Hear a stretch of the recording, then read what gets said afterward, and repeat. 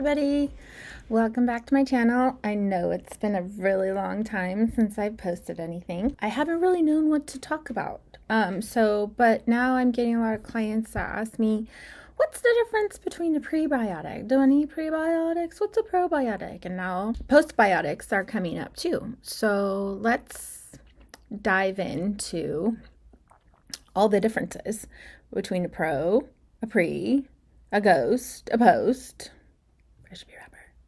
So first off, a probiotic. So the World Health Organization categorizes a probiotic as a living microbe or a microbe that benefits a host. So what that means is that if you are taking probiotics and the probiotics don't live the journey, some probiotics don't even make it past the bottling and or packaging. And then if those make it past the packaging, then they got to make it into your mouth, and they got to survive all the enzymes in your mouth, and they have to make it to the esophagus. So the whole travel of a probiotic is actually pretty extensive.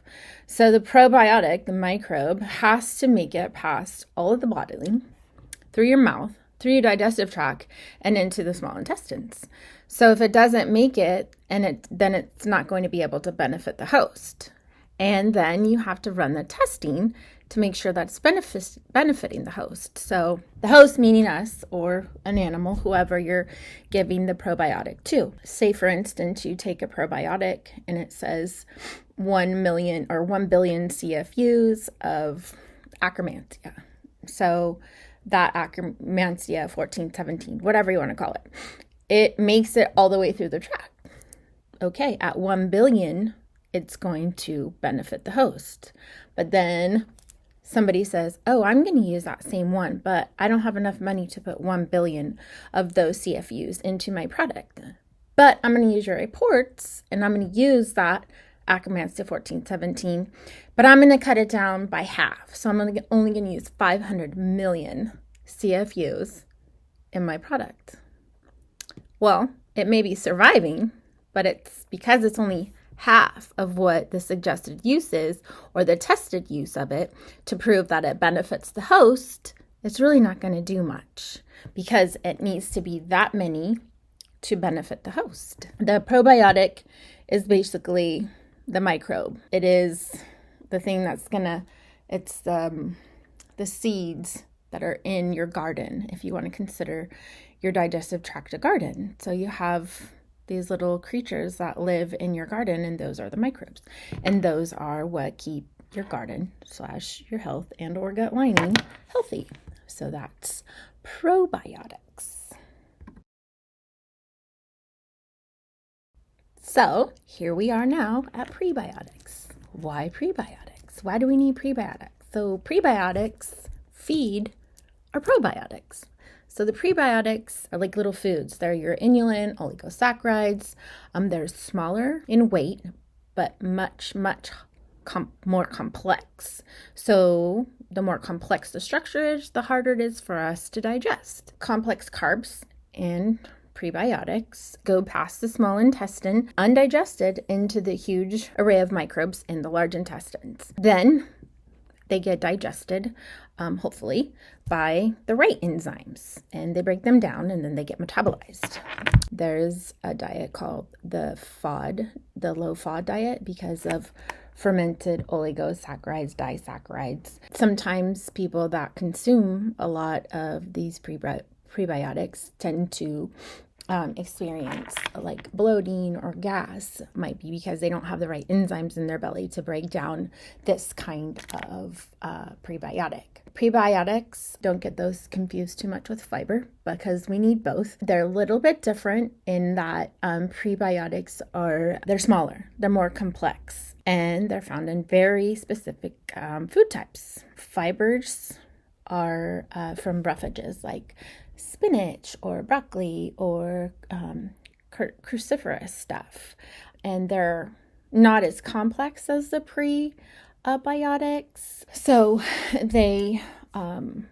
you need both of them. So the fiber is usually consumed by lots of different bacteria, while the prebiotic is usually consumed by a smaller village, I guess, if you will, of bacteria, because it's more complex than fiber. So we need both. So we need the fibers and we need the prebiotics to kind of work with all of the probiotics to have a happy little family of more beneficial versus having non-beneficial microbes in our gut. So the more beneficial we have, the better regulation of digestion we have, the better bowel movements, more frequent, less bloating, less gas. So one of the signs of a dysbiotic gut is having symptoms of, gas or bloating, diarrhea, things like that. So that's kind of the first sign of having a dysbiotic gut is those are the bloating signs. But the prebiotics, they can tend to give you gas or things like that. But it could be, there's many different reasons. It could be because we don't have all of the right things in our belly to digest them properly, whether that's an enzyme or not enough of the bigger, not enough of the microbes that it needs to feed, things like that. So having prebiotics and fibers is a great thing, as well as your probiotics. So you need both, especially now in the standard American diet. Not everybody gets all of their veggies, for sure. And if we're not getting veggies, we're probably not getting any fiber unless we're consuming that via a powder. And a lot of us, we don't eat the prebiotics. So it's important to supplement with a prebiotic. So now that brings us to postbiotics. So what's a postbiotic? So postbiotic is anything a microbe makes during fermentation that has a benefit to the host. So here we are at benefit to the host again. So they're basically metabolites of the fermentation. So like sauerkraut, kimchi, things like that. So the microbe is consuming the substrate, the cabbage, and the substrate being the food, cabbage. In the process of consuming that cabbage, it produces these little byproducts that have huge benefits. So postbiotics are what happens after the microbe eats a certain food. It's basically pre-digested, enhanced foods because the microbes are breaking it down. They're creating good byproducts from this food, from eating it. So this huge reaction is happening while they eat the food. But the microbe doesn't live after eating it. So like in your jar of sauerkraut, if you will, the microbe isn't still there. What's there are the die-offs or the byproducts of what it ate to create to create the sauerkraut. So basically, postbiotics are the dead microorganisms. The dead microorganisms have little wraps around them, and so their outer membrane is where the benefit is. So all of that byproduct of the sauerkraut, if it was created appropriately, will have these beneficial byproducts. And a lot of people tend to have reactions sometimes when they eat things like kimchi, sauerkraut, or real pickles. And when I say real pickles, it's because you're not getting a benefit from the pickles that are in the middle of the store, because those weren't fermented. They weren't created or pickled using microbes. You're going to stay in the refrigerated section like of the pickles, and so those are the ones that are going to have these byproducts, that are going to have these beneficial byproducts, the ones that are in the refrigerated aisle or section, if you will. So those are the pickles that are going to have those byproducts. And so basically you have your that's your food to feed the microbes. You have your postbiotics, and those are your actual microbes. So they eat the pre, and then you have your postbiotics. And the postbiotics are what happens when the microbes eat a certain food. You get these wonderful byproducts that are beneficial to us, the host. Also, when we have a dysbiotic gut or we have GI issues while you're taking prebiotics or probiotics, you might experience some issues, and that sometimes that happens, but there are also prebiotics that can and will cause inflammation in a non-beneficial way. So it's important, like with all things these days, is to make sure the research is done and the products you choose to use.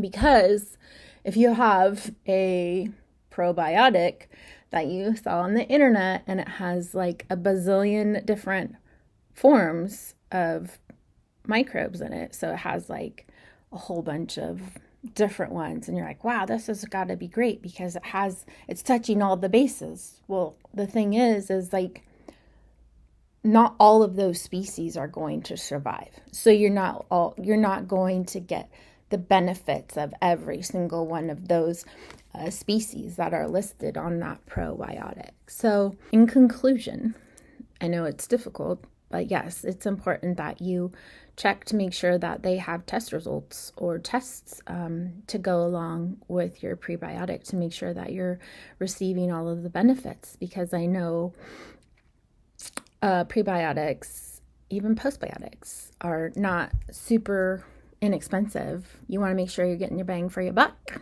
Make sure you do the research. If you have any questions, shoot me an instant message or a DM. Hope you all have a good day, and I hope this was helpful.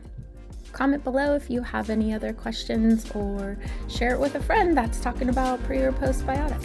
Thanks so much.